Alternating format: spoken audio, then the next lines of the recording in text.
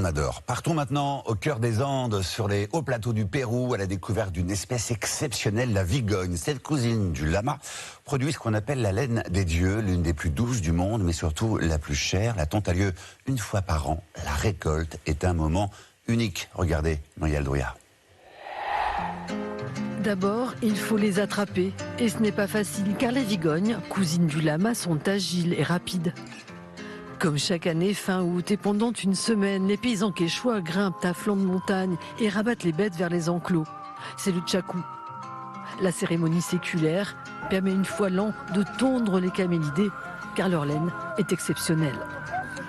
Ultra fine, sa fibre fait 12 microns de diamètre contre 15 microns pour le cachemire. Presque 6 fois plus fine qu'un cheveu. Mais ce n'est pas tout.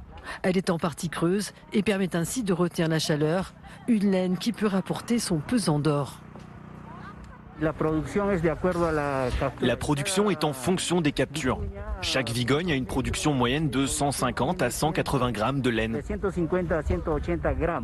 Elle est vendue à l'industrie textile jusqu'à 500 € le kilo.